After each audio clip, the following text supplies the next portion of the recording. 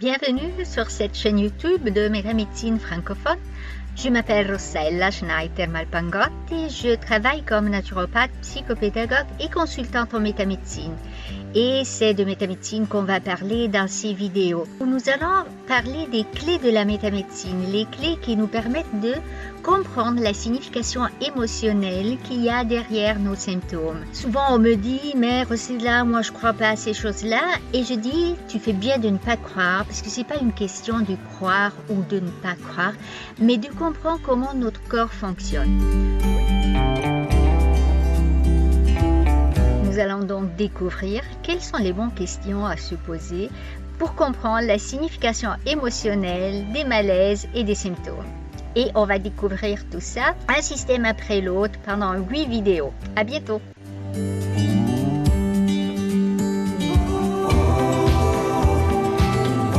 Bienvenue à cette première vidéo de la série « Mon corps me parle, moi je l'écoute ». Dans cette série, on va voir les clés de la métamédecine, c'est-à-dire de quelle manière on peut comprendre la signification émotionnelle de nos malaises et des symptômes. Il est important de regarder cette vidéo avant de regarder les autres qui vont traiter un système après l'autre. Pourquoi? Parce que dans cette vidéo, on va regarder les bases et le contexte de la métamédecine. La métamédecine est une approche complémentaire à toutes les autres approches thérapeutiques. En aucun cas, la métamédecine veut substituer ou annuler les autres traitements. Ça, c'est pas le cas. Si tu suis un traitement chez un médecin, tu peux continuer à suivre ce traitement qui sera sûrement quelque chose qui est bien pour toi. Mais en plus, tu pourras te poser des questions pour comprendre pour quelles raisons ton corps a développé ce symptôme à ce moment-là. Pourquoi? Il est important de comprendre pour quelles raisons j'ai développé un symptôme. Parce que, comme on va voir, il y a des liens entre les sentiments qu'on vit, les émotions et les réactions biologiques. Si je développe un symptôme parce que je vis en conflit émotionnel, je peux bien guérir le symptôme avec plein de méthodes très utiles, mais si je ne vais pas résoudre le conflit qui est à la base, le symptôme va retourner. Je fais un exemple. Si j'ai des taches d'eau par terre parce qu'il y a une fenêtre qui ne ferme pas bien, et quand il y a le conflit, c'est-à-dire quand il pleut, il y a de l'eau qui coule et qui crée de l'humidité par terre. Je peux bien essuyer cette tache d'eau, mais si je ne vais pas résoudre le problème, c'est-à-dire la fenêtre qui ne ferme pas bien, à chaque fois qu'il y aura un orage, qu'il y aura de la pluie, je vais avoir par terre de l'eau. C'est la même chose pour les symptômes. Je peux bien guérir un symptôme, une maladie, avec plein de moyens, mais si je ne vais pas résoudre le problème émotionnel qui est à la base, à chaque fois que je vis la même émotion, le même conflit, je peux développer toujours un symptôme ou bien d'autres symptômes. Voilà pourquoi il est important de pouvoir accompagner tout traitement aussi par une réflexion. Quand on vit un sentiment, une émotion, il y a toujours une réaction biologique. Depuis des années, on a découvert les liens étroits qu'il y a entre les différents systèmes. Toute émotion va déclencher des réactions physiologiques. Candace Pert a écrit un livre qui s'appelle Molécules d'émotion.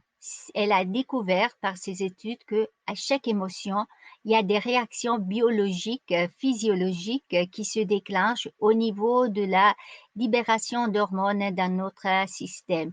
Et ces hormones, ils vont influencer les différents organes, tissus de notre corps. Maintenant, on sait, les émotions, c'est pas que quelque chose qu'on vit au niveau psychologique, mais les émotions ont des répercussions aussi sur le système nerveux, endocrinien, immunitaire. C'est pas le thème de ces vidéos d'aller approfondir au niveau scientifique ces liens. Si vous voulez, il y a plein de livres, plein d'articles, vous pouvez chercher. Mais pourquoi mon corps a développé ce symptôme, quelle est l'émotion, quel est le conflit derrière, pour pouvoir ensuite faire quelque chose pour changer. La prise de conscience, c'est la première étape. Après, il faut accepter et faire quelque chose pour changer. Et là, je fais un autre exemple, j'utilise une autre métaphore. Si je conduis ma voiture, et à un moment donné, la voiture commence à basculer à gauche et à droite. Ça, c'est le symptôme. Alors, je me pose des questions, je m'arrête et je vois qu'il y a un pneu qui est crevé. Le pneu qui est crevé, c'est la cause, c'est l'émotion qui a causé le basculement de la voiture. Avec un pneu crevé, on ne peut pas bien avancer. Avec un symptôme, notre corps n'est pas en forme, on n'arrive pas à bien vivre. Est-ce que ça suffit de comprendre que j'ai un pneu crevé pour pouvoir bien avancer avec ma voiture? Bien sûr que non. Et c'est la même chose avec les symptômes. Pour la voiture, qu'est-ce que je fais? Bah, j'appelle le secours, hein, ou bien si je suis capable, je vais changer le pneu, je change la situation et alors là, je peux continuer ma route, hein, en toute sécurité. Et c'est la même chose pour les symptômes. Je peux appeler quelqu'un, je peux appeler le médecin, je peux faire des traitements qui m'aident à changer, mais il est aussi important de comprendre l'émotion qui était derrière, qui a été la cause, pour éviter de crever encore une fois le pneu. Ça, c'est les bases de la métamédecine. C'est une chose, ce qui n'est pas exprimé en tant qu'émotion va s'imprimer dans le corps. Comment est-ce que je peux faire pour comprendre qu'est-ce qui a causé un symptôme? Et il faut se poser des questions, les bonnes questions, et on va voir quelles sont les bonnes questions. Les questions nous aident à retrouver l'émotion, le conflit que j'ai vécu et qui a été à l'origine de mon symptôme. La première clé, c'est la localisation. Quelle est la partie du corps qui est affectée? On comprend bien que si j'ai un symptôme qui se manifeste aux jambes, c'est pas la même chose par rapport à un symptôme qui se manifeste au niveau du dos, des épaules, des mains, des bras, des yeux ou des organes à l'intérieur. On comprend encore plus dans le détail si on regarde aussi la fonction de cette partie. La fonction de l'organe, de la partie du corps, c'est la deuxième clé qui nous permet de comprendre la signification émotionnelle des symptômes. On comprend bien que si le symptôme atteint les mains ont une fonction assez différente, par exemple des yeux, ou bien de mes bras, ou bien de mes jambes, ou encore des organes à l'intérieur de mon corps. La fonction me donne des informations par rapport à la dynamique émotionnelle que je vis et que je n'arrive pas à résoudre.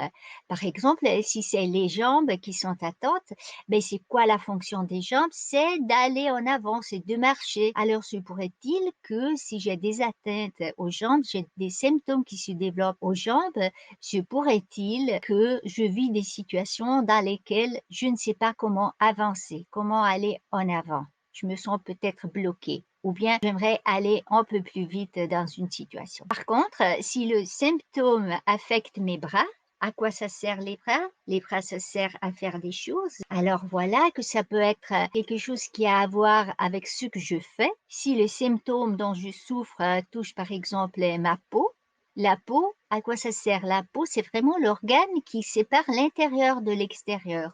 Donc, tout ce qui a à voir avec la peau, on peut le ramener à un sentiment de séparation. Séparation de quelque chose, séparation de quelqu'un, parfois séparation de moi-même. La troisième clé, c'est la manifestation. Comment cela se manifeste? Si je reviens aux jambes, c'est quelque chose qui a à voir avec aller en avant dans ma vie. Si les jambes sont lourdes, par exemple, et que j'ai de la peine à avancer, se pourrait-il que j'ai la sensation de ne pas réussir à bien avancer dans ma vie. Ou bien j'ai des taches de rougeur sur les jambes et j'ai des démangeaisons. La démangeaison, c'est quelque chose qui crée une irritation, qui crée de l'impatience. Se pourrait-il que je vis une émotion d'irritation, d'impatience pour la manière dont j'avance dans ma vie?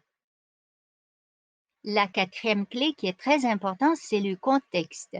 À quel moment le symptôme a débuté? Je me pose aussi la question, qu'est-ce que je vivais à cette époque-là. Dans ce que je vivais, il y a aussi toutes les émotions, tous les sentiments qui sont reliés à cette situation, à cette dynamique, à cette relation et qui peuvent expliquer la cause émotionnelle des symptômes.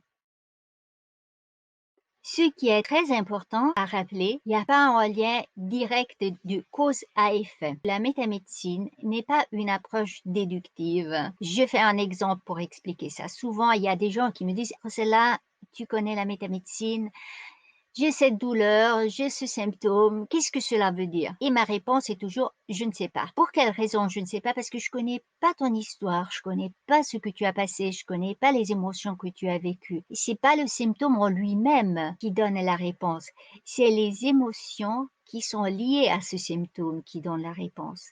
Alors c'est pour cette raison qu'en métamédecine, on pose des questions pertinentes, les questions que je viens de te présenter. Rappelle-toi que pour le même symptôme, il peut y avoir des émotions, des conflits différents par rapport à l'histoire que tu as vécue. Des situations semblables et des dynamiques semblables peuvent donner naissance à des symptômes différents, toujours par rapport à la manière dont j'ai vécu cette situation. Donc c'est pour cette raison que la métamédecine est une approche inductive. Le consultant de métamédecine ne sait pas au préalable pourquoi. Il y a juste des clés qui sont des pistes à développer et surtout à vérifier directement avec la personne. Là, dans le livre, le Grand Dictionnaire de la métamédecine, on va trouver plein de questions à se poser. On va trouver plein de situations et d'exemples. Mais il ne faut pas prendre ça à la lettre au premier degré. Parfois, c'est des situations symboliques que j'ai vécues. C'est une situation que j'ai vécue et la clé, il faut la prendre au niveau symbolique. Ce qui est très important à souligner, c'est que souvent, la cause se situe au niveau d'un conflit intérieur. Souvent, ça peut être un conflit entre mes pensées, mes croyances et mes émotions, mes désirs. Et pour ça, je vais développer un exemple personnel. Quand j'étais petite, j'ai vu ma mère qui souffrait avec la tête d'une petite fille. Je me disais, bah, il faut bien que je sois sage pour ne pas donner plus de problèmes à ma maman qui en a déjà assez. Ça, c'était la manière d'une petite fille de voir une situation, de lire la situation. Je ne veux pas dire que ma maman me mettait des responsabilités. C'est pas ça, mais tout simplement que je la voyais souffrir et que j'aurais tant aimé qu'elle ne souffre pas. C'est pour ça que je me suis prise la responsabilité de la rendre heureuse. Et je me suis dit, si je suis sage, elle va être contente, elle va être heureuse, elle ne va plus souffrir. Et ça, c'était une décision de comportement. Ça, c'était ce qui guidait ma vie. J'essayais de rendre heureux les autres personnes et je me prenais les responsabilités. Mais quand on prend une responsabilité, c'est comme prendre une charge sur soi. Et donc, je me chargeais de responsabilités sur les épaules. Et quand on a en charge lourde sur les épaules, c'est quoi la conséquence? Ben, on a mal au dos. Et c'est exactement ça le premier symptôme dont j'ai souffert à partir de l'âge de 18 ans. J'avais ce conflit. D'un côté, je croyais devoir prendre sur mes épaules la responsabilité de la vie de ma mère, même si elle ne m'avait jamais demandé de le faire. De l'autre côté, je voulais vivre ma vie de jeune adulte. J'ai utilisé cette dynamique aussi dans toutes mes relations, ce qui fait que, à un moment donné, j'en pouvais plus. Vous imaginez, quand j'étais mariée, j'avais un mari, j'avais des enfants et je prenais sur moi toute la responsabilité pour tout le monde. À un moment donné, le poids était tellement lourd que le mal au dos, c'était presque quotidien. Avec le parcours de la métamédecine, j'ai pu voir ça. J'ai pu voir la dynamique que je mettais en place. J'ai pu voir la croyance qu'il y avait derrière. J'ai pu voir à quel moment j'ai pris cette décision. Avec la libération de la mémoire émotionnelle, j'ai pu aller retrouver cette petite fille pour lui dire que c'était pas sa responsabilité, que tout ce qu'elle pouvait faire, c'est de bien vivre sa vie, c'est d'être heureuse et que pour une maman, la meilleure chose, c'est de voir que ses enfants se donnent le droit de vivre une belle vie. Et à partir de ce moment, j'ai travaillé pour vivre ma vie au meilleur que je pouvais. De cette manière, je me suis libérée de ce poids et j'ai aussi donné envie aux autres de faire la même chose.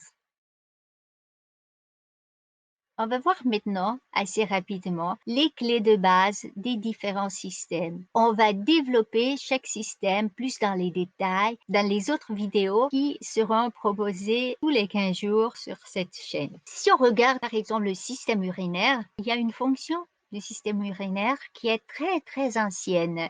On le voit aussi encore chez les animaux.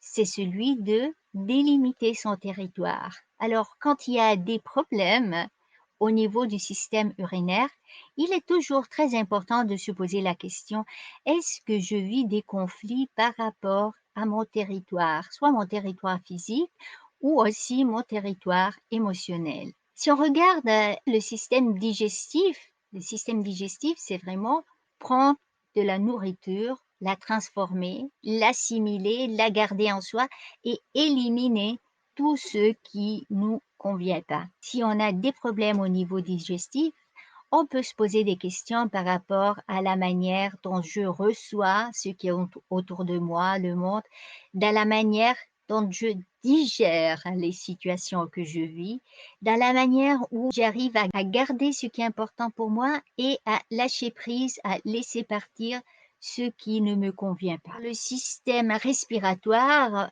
c'est de l'air et l'air, c'est la vie. L'air représente vraiment la vie. À chaque fois que j'inspire, je laisse entrer la vie. À chaque fois que j'expire, je laisse sortir la vie. Et c'est d'ailleurs la première chose que je fais quand je nais et la dernière chose que je fais avant de mourir. Tout ce qui est en relation avec la respiration, c'est en relation avec la vie. Et quand j'ai par exemple de l'asthme, que j'ai des difficultés à respirer, se pourrait-il que j'ai l'impression de ne pas avoir assez d'air autour de moi, de ne pas pouvoir vivre ma vie comme je le voudrais. Le système locomoteur, c'est le système qui nous permet d'avancer, de bouger. Alors il y a des articulations, il y a des muscles, il y a des ligaments, il y a des tendons et chacune de ces parties a des fonctions particulières et tout ça, on va le voir dans la vidéo réservée à ce thème spécifique. On a encore la peau. La peau, c'est quelque chose qui nous sépare entre l'intérieur et l'extérieur. Donc, toutes les affections de la peau peuvent être en lien avec un sentiment de séparation, séparation de moi-même, séparation d'une personne que j'aimerais voir, ou bien aussi, si par exemple la peau c'est une irritation, c'est peut-être que j'aimerais être un peu plus séparée de quelqu'un qui me crée une irritation. Là, je me dis, c'est juste des clés pour donner une idée. Il y a aussi les organes sensoriels, les yeux, les oreilles. Alors, quand j'ai un problème aux yeux ou aux oreilles, je peux me poser la question, est-ce qu'il y a quelque chose que j'entends, que je vois et que j'aimerais pas voir ou qui me cause du chagrin ou bien encore est-ce que j'aimerais voir une personne que je ne vois pas? Pour finir, il y a le système cardio-circulatoire. Bien sûr, le sang, c'est la vie. Le sang qui circule dans notre corps amène l'oxygène, amène toutes les substances que notre corps a besoin pour fonctionner. Donc, le sang représente la vie et tout ce qui a à voir avec le sang, avec la circulation, c'est la vie et c'est aussi le cœur, c'est les émotions. Là, je t'invite aussi à faire une réflexion. Combien de fois on dit des phrases pour exprimer des émotions qui font référence à des parties de notre corps? Par exemple, quand je vis une situation que j'aime pas, on se dit ça, j'ai du mal à l'avaler. Et voilà que si je vis une situation que j'arrive pas bien à accepter, se pourrait-il que je développe des symptômes au niveau de mon système digestif ou bien je me sens étouffée. Étouffée, c'est le manque d'air. Et se pourrait-il que je peux développer des symptômes au niveau de mon système respiratoire. Tous ces symptômes, on va les développer système après système dans des vidéos spécifiques. Ce qui est très important maintenant, c'est de savoir que grâce à ce dictionnaire, je peux mieux comprendre pourquoi mon corps développe des symptômes et devenir responsable responsable de prendre soin de régler les situations émotionnelles, de régler tous les conflits que je vis en moi ou avec les autres. Et de cette manière, je pourrais éviter de développer encore une fois et encore une fois et encore une fois toujours les mêmes symptômes à cause des émotions qui ne sont pas résolues. La métamédecine est une approche qui aide la personne à devenir conscient de soi-même, de son corps, de la manière dont elle fonctionne, de ses émotions, pour apprendre à les maîtriser, à mieux les gérer et à mieux vivre avec soi-même et avec les autres.